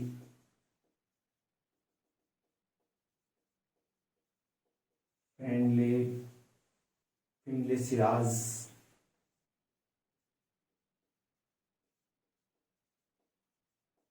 इनके द्वारा भी प्रयास किए गए थे। सबसे पहला प्रयास दादा भाई नौरोजी ने किया था। इसके अलावा आर सी देसाई, चार और भी कई लोग थे जिन्होंने राष्ट्रीय आय निकालने का प्रयास किया, परंतु इन जिन्होंने भी मतलब दादा भाई नौरोजी सहित विलियम डिग्बी, फिनले सिराज, इन्होंने जो भी राष्ट्रीय आय की जो गणना की, इसमें कई दोष विद्यमान थे, क्योंकि कोई इनके पास वैज्ञानिक विधि नहीं थी, कोई वैज्ञानिक आधार इनके पास नहीं था, और नहीं ये अर्थशास्त्री नहीं थे, और इनके पास में जो स्टेटिस्टिक्स का नॉलेज भी इनके पास नहीं था, इनके पास कोई सांख्यिकी का कोई विशिष्ट या बहुत ज़्यादा ज्ञान नहीं था। और एक कारण यह भी था कि इस स्वतंत्रता से पहले न तो उद्योगों का विकास हुआ था, और न हमारा सर्विस सेक्टर ही इस दौरान उपस्थित, मतलब सर्विस सेक्टर भी इस दौरान नहीं था, क्योंकि सर्विस सेक्टर 1950-60 के दशकों में प्रारंभ हुआ है। तो जो राष्ट्रीय आय निकालते थे वो केवल कृषि के मापन के आधार पे ही कृषि का मापन कर लेते थे, कृषि का उत्पाद कितना हुआ उसको निकाल लेते, और गैर कृषि जो मदें होती थी उनको छोड़ दिया करते थे। तो इस प्रकार जो इनके द्वारा जो राष्ट्रीय आय निकाली गई थी वह वैज्ञानिक नहीं थी। अब हम देखते हैं कि यहाँ पे इसके बाद में जो वैज्ञानिक पद्धति से स्वतंत्रता से पहले, एक तो ये हो गया, और एक स्वतंत्रता से पहले हम देखते वैज्ञानिक पद्धति, क्योंकि जो इनके द्वारा दादा भाई नौरोजी सहित ये सब लोग थे, इनके द्वारा जो भी राष्ट्रीय आय निकाली गई उस राष्ट्रीय आय में कोई वैज्ञानिक पद्धति नहीं थी। तो अब हम बात करते हैं कि वैज्ञानिक पद्धति का प्रयोग किसने किया और किसके द्वारा जो राष्ट्रीय आय निकाली गई। तो इसके लिए प्रोफेसर V.K.R.V. राव, इनके द्वारा जो राष्ट्रीय आय निकालने का वैज्ञानिक प्रयास इनके द्वारा किए गए, और इनके द्वारा एक पुस्तक थी national income in British India. इस पुस्तक में उन्होंने मतलब अपने जो भी बात इन्होंने की थी, इनकी पुस्तक का नाम था ये, और इन्होंने मतलब ये प्रयास इनके द्वारा किए गए थे 1931 में, क्योंकि जब इनका जो अनुमान था वह सबसे अधिक विश्वसनीय था। कारण क्या था कि इनके पास में उन्होंने वैज्ञानिक पद्धति का उपयोग किया, और कारण क्या था कि इन्होंने जो राष्ट्रीय आय के अनुमान था उसमें उत्पादन प्रणाली और आय प्रणाली दोनों के आधार पे इन्होंने जो राष्ट्रीय आय का निकाली थी, और जो इनके द्वारा जो आय थी वह 44 रुपये आई थी। जो यहाँ पे दादा भाई नौरोजी के द्वारा 20 रुपये थी, वह इनके द्वारा जो आई वह प्रति व्यक्ति प्रति वर्ष के हिसाब से ये इनकी वैज्ञानिक पद्धति जो V.K.R.V. राव ने निकाली, तो वह निकल के आती है 44 रुपये। क्योंकि इस प्रकार इनका जो निकालने की विधि थी वो वैज्ञानिक थी, क्योंकि इन्होंने उत्पादन और आय विधि के सम्मिश्रण से दोनों को मिला के राष्ट्रीय आय की गणना की थी। अब बात करते हैं हम स्वतंत्रता के पहले की बात हो गई, तो स्वतंत्रता के बाद की बात करते हैं। स्वतंत्रता के बाद में जो प्रयास हुए, स्वतंत्रता के बाद जो प्रयास हुए उसमें मतलब केंद्र सरकार के द्वारा 4 अगस्त 1949 को राष्ट्रीय आय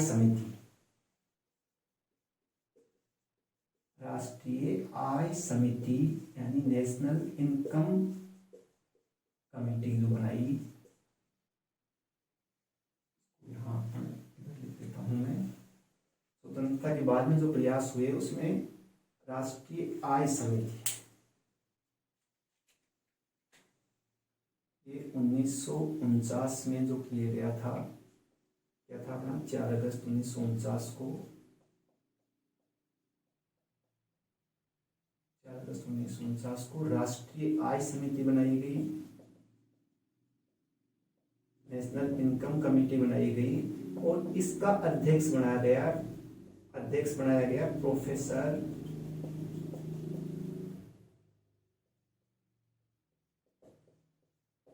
पीसी महालोनोबिस। तो इन्होंने मतलब राष्ट्रीय आय की गणना की, और इन्होंने मतलब 1951 में ये गणना की, और इन्होंने 1948-49 का जो वित्तीय वर्ष था उसके लिए इन्होंने ये गणना की थी इन्होंने।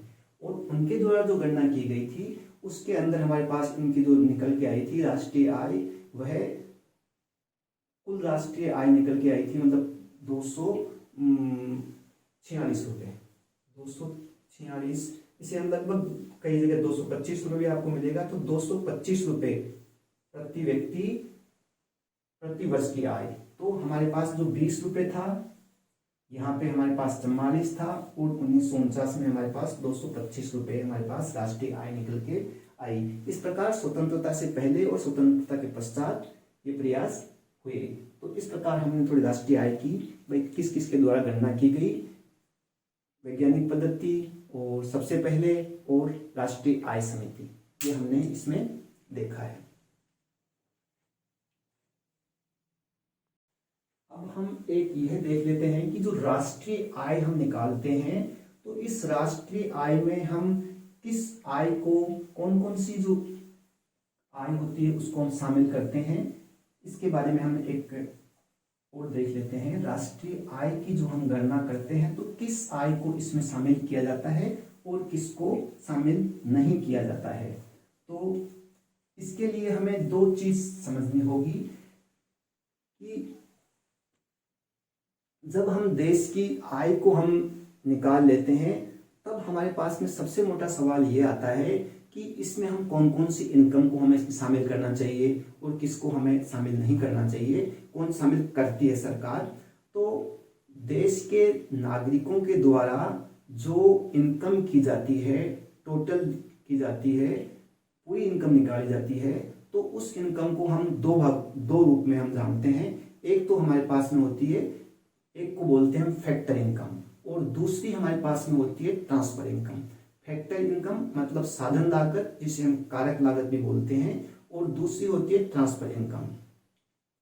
इसमें हम देश के नागरिकों की आय को लेते हैं और जो देश के अंदर कमाई गई है उसे लिया जाता है। अब यहाँ हमारे सामने प्रश्न ये आता है कि हम कौन सी आय को लेंगे। तो यहाँ पे भाई जैसा मैंने आपको बताया कि दो हमारे पास में होती है, एक फैक्टर इनकम और एक ट्रांसफर इनकम। तो इसमें से हम किसको राष्ट्रीय आय में शामिल करेंगे, तो इसमें हम फैक्टर इनकम को राष्ट्रीय आय में हम शामिल करते हैं। अब बात आती है कि फैक्टर इनकम क्या होती है, यानी कारक आय क्या होती है। तो ऐसी इनकम जिसके बदले में हमने कुछ एफर्ट करके, यानी जिसको हमने कुछ प्रयास करके हमने कमाया है, वो आय हम फैक्टर इनकम कहते हैं।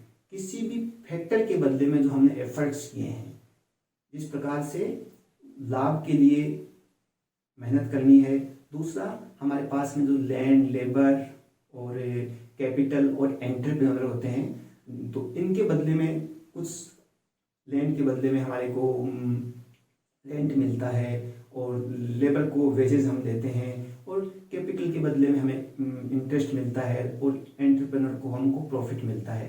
तो ये जो कारक है इनके द्वारा जो होती है उसे हम फैक्टर इनकम कहते हैं। दूसरी होती है ट्रांसफर इनकम। वह ये आय होती है कि जो हमने कमाई नहीं है, यानी कि ओनली हमने रिसीव्ड की है, अर्थात बिना कमाई हमारे को मिल गई है, जिसके बदले में हमने किसी फैक्टर का यूज नहीं किया है, तो वह हमारे पास में हो जाएगी ट्रांसफर इनकम। तो अब हम फैक्टर इनकम कौन कौन सी होती है और जो ट्रांसफर इनकम होती है वह कौन कौन सी होती है।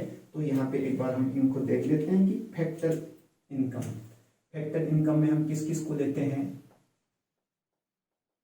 फैक्टर इनकम यानी इसे हम कहेंगे साधन या कारक आय, और एक हमारे पास में आ जाएगी ट्रांसफर इनकम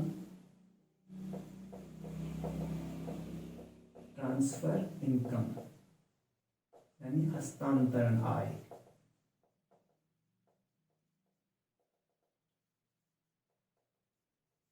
हाँ, तो अब फैक्टर इनकम के लिए जैसे मजदूरी है, तो मजदूरी को हम मजदूरी के आधार, जो मजदूरी हमें मिलती है तो मजदूरी को हम इसमें शामिल करते हैं, क्योंकि इसके बदले में हमने मेहनत की है। इसी प्रकार जो सैलरी है, सैलरी का मतलब हमें मासिक के हिसाब से जो मिलता है, वेज जो मिलता है, सैलरी को हम काउंट करेंगे। साथ साथ में जो रेंट होता है, रेंट क्या होता है, रेंट के बदले में जो हमें आय मिलेगी उसको भी हम शामिल करेंगे, क्योंकि रेंट हमें हमारे मकान का हो सकता है, दुकान का हो सकता है, और हमारी जो जमीन है इसके बदले में हमारे को रेंट मिलता है। तो इससे भी हम हमारे क्या करते हैं, फैक्टर इनकम में इसको शामिल करते हैं। इसी प्रकार से हमारे पास में इंटरेस्ट होता है। हमारे पास जो धन है, पूंजी है, उसको हम किसी को उधार दे देते हैं या कहीं बैंक में हम जमा करते हैं, तो उसके बदले में हमारे को जो इंटरेस्ट मिलता है, उस इंटरेस्ट जो आय मिलती है उसको भी हम फैक्टर इनकम में शामिल करते हैं। इसी प्रकार जो प्रॉफिट होता है, प्रॉफिट जिस प्रकार हम सामान को सेल करने में हम अर्न करते हैं, और हमारा जो कोई व्यवसाय हम करते हैं उसमें हमें प्रॉफिट मिलता है, उसके द्वारा जो आय अर्जित होती है उसको भी हम इसमें फैक्टर इनकम में शामिल करते हैं। इसी प्रकार रॉयल्टी को हम कहते हैं। रॉयल्टी क्या है, रॉयल्टी जैसे कोई विद्वान व्यक्ति है जो पुस्तक लिखता है या कुछ हम देख सकते हैं कोई फिल्म मेकिंग का काम करते हैं, तो उनके बदले में उनको पारिश्रमिक का कुछ अनुपात उनको रॉयल्टी के रूप में दिया जाता है, तो उससे जो आय मिलती है उससे भी हम फैक्टर इनकम के रूप में शामिल करते हैं। कमीशन का मतलब जो पुरानी वस्तुएं एक जगह से दूसरी जगह दी जाती है, वो कमीशन जो होता है, उस कमीशन को भी हम राष्ट्रीय आय में शामिल करते हैं। इसी प्रकार जो रिटायर्ड पर्सन होते हैं, रिटायर्ड पर्सन को जो आय मिलती है वह उन फैक्टर इनकम में होती है, और उसको हम राष्ट्रीय आय में शामिल करते हैं। क्यों कि रिटायर्ड पर्सन्स को जो इनकम मिलती है, पेंशन मिलती है, वह उनके द्वारा जब वे सेवारत थे तो उस समय जो किया गया काम था उसके बदले में उनको उनकी शर्तों के अनुसार ये सैलरी, ये पेंशन दी जाती है। तो इससे हम पेंशन को हम इसमें शामिल, रिटायर्ड पर्सन की जो पेंशन है उससे हम फैक्टर इनकम में शामिल करते हैं। इसी प्रकार हमारे पास होती है मिक्स्ड इनकम। मिक्स्ड इनकम का मतलब यहाँ ये है कि जिसमें आते हैं टीचर्स, डॉक्टर्स वगैरह जो आते हैं, जो लॉयर्स वगैरह हैं, जो इनको क्या है कि इनको हम मजदूरी में भी काउंट नहीं करते और इनको कोई प्रॉफिट भी नहीं, तो इनकी द्वारा जो इनकम अर्न की जाती है उससे हम कहते हैं मिक्स्ड इनकम। तो मिक्स्ड इनकम के द्वारा जो आय होती है उससे भी हम राष्ट्रीय आय में शामिल करते हैं। इसी प्रकार प्रोडक्शन जो होता है, खुद के लिए जो उत्पादन किया जाता है, उसके द्वारा खुद के लिए जो उत्पादन किया गया है उसको भी राष्ट्रीय आय में शामिल किया जाता है। जैसे किसान है, तो किसान के द्वारा जो उत्पादन किया गया है, तो उदाहरण के लिए एक किसान है, उसके द्वारा 1 लाख रुपए का उत्पादन किया गया है। अब 1 लाख रुपए के उत्पादन में उसने 60,000 का उत्पादन तो उसने सेल कर दिया, बेच दिया, लेकिन जो 40,000 का जो उत्पादन था वह अपने स्वयं के कंजम्पशन के लिए उसने रख लिया। तो इससे भी हम नेशनल इनकम में काउंट करेंगे, क्योंकि यदि वह इसको सेल करता तो उसे पैसा मिलता, और अगर सेल नहीं किया तो उसने वह इतना सामग्री उसने उत्पाद उपभोग के लिए वह खरीदी नहीं। इसके लिए तो हम कह सकते हैं कि प्रोडक्शन फॉर सेल्फ कंजम्पशन है, उससे हम इसमें शामिल करेंगे। लेकिन एक यहाँ पे है कि जो सेल्फ सर्विस होती है, प्रोडक्शन जो सेल्फ सर्विस होती है, जैसे घर पे एक व्यक्ति कोई काम अपने घर पे काम करता है, जैसे ट्यूशन पढ़ा, अपने बच्चों को ट्यूशन पढ़ा रहा है या घर में कोई काम करता है, तो उसको हम शामिल नहीं करते हैं।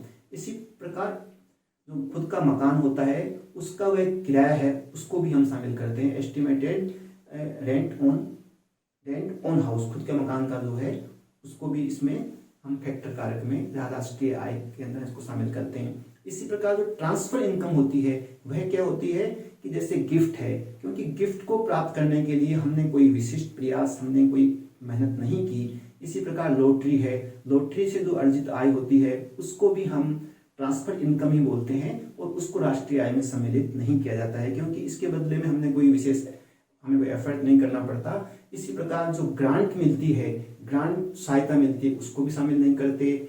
डोनेशन है, चैरिटी है, ये भी हमारी ट्रांसफर इनकम है। इसी प्रकार जो सब्सिडी है, सब्सिडी क्योंकि गरीब वर्गों को या वंचित वर्गों को दी जाती है, तो यह भी एक ट्रांसफर इनकम होती है, क्योंकि इसके बदले में कोई एफर्ट या मतलब कोई कारक यूज में नहीं होता, क्योंकि वह हमें मिलती है। तो हम सब्सिडी के द्वारा जो मिलती है उस पैसे को भी हम राष्ट्रीय आय में शामिल नहीं करते। इसी प्रकार स्कॉलरशिप होती है, स्कॉलरशिप मेधावी विद्यार्थियों को भी मिलती है और जो वंचित वर्ग गरीब वर्ग के लोग हैं उनको भी दी जाती है, तो उसको भी हम शामिल नहीं करते। इसी प्रकार जो पेंशन है, यहाँ हमने जो पहले फैक्टर पेंशन में जो रिटायर्ड पर्सन की शामिल करते हैं, लेकिन जो पेंशन हमारे सामने आ रही है, जैसे विधवाओं को दी जाने वाली पेंशन, विकलांगों को दी जाने वाली पेंशन और जो वरिष्ठ नागरिक हैं उनको जो पेंशन दी जाती है, उसको हम हस्तांतरण आय यानी ट्रांसफर इनकम में शामिल करते हैं और उसको राष्ट्रीय आय में शामिल नहीं किया जाता है। इसी प्रकार जो ब्लैक मनी है, इलीगल मनी है, इनका कोई लेखा जोखा नहीं होता, इनको भी हम शामिल नहीं करते। पॉकेट मनी को भी हम शामिल नहीं करेंगे, जो खर्ची के लिए दी जाती है पेरेंट्स के द्वारा लोगों को, अपने बच्चों को, उसको भी नहीं करते। और सर्विस फॉर सेल्फ, जैसा मैंने आपको बताया कि जो खुद के लिए सर्विस दी जाती है, जैसे घर में सेवाएं करना, महिलाओं के द्वारा जो काम किया जाता है, उनकी भी हम इसमें गणना नहीं करते हैं। और शेयर मार्केट, यहाँ पे ये बात होती है कि इसको हम शेयर मार्केट के द्वारा जो अर्निंग होती है उसको भी हम ट्रांसफर इनकम में मानते हैं। कारण क्या है कि उस शेयर मार्केट में जो अर्निंग की जाती है उसमें कोई प्रोडक्शन नहीं होता, तो इस प्रकार शेयर मार्केट के द्वारा जो अर्निंग होती है उसको भी हम उसमें फैक्टर इनकम नहीं मानते और उसको ट्रांसफर इनकम मानते हैं यहाँ पे। इसलिए ये हमारे पास में क्या है कि शेयर के क्रय विक्रय के द्वारा जो हमें मिलता है, शेयर्स जो प्राप्त होती है आय, उसको भी हम ट्रांसफर इनकम में शामिल करते हैं। इस प्रकार जो आज के हमने इस व्याख्यान में हमने राष्ट्रीय आय, घरेलू आय, राष्ट्रीय आय, प्रति व्यक्ति आय, हरित राष्ट्रीय आय, ये इनकी अवधारणाओं को हमने समझ लिया। अब आगे का जो हमारा व्याख्यान होगा उसमें हम यह समझेंगे कि जो फैक्टर को क्या होती है, मार्केट प्राइस क्या होती है, जीडीपी, सकल घरेलू उत्पाद और शुद्ध घरेलू उत्पाद, सकल राष्ट्रीय उत्पाद और शुद्ध राष्ट्रीय उत्पाद, ये क्या होते हैं, जीडीपी, एनएनपी, इन जो अवधारणाओं को है इनको हम आगे के व्याख्यान में हम समझेंगे। तो आज हमने जो अध्ययन जो हमने समझा है, ये मेरे हिसाब से आज के लिए इतना ही काफ़ी है। और आगे की क्लास में जो होगा वो मैंने आपको भी बताया पूर्व में, इनको हम आगे की क्लास में लेंगे। तो इस प्रकार हमारा राष्ट्रीय आय का जो एक पहला व्याख्यान था नेशनल इनकम का, वह पूरा होता है। बहुत बहुत आपका बहुत बहुत धन्यवाद।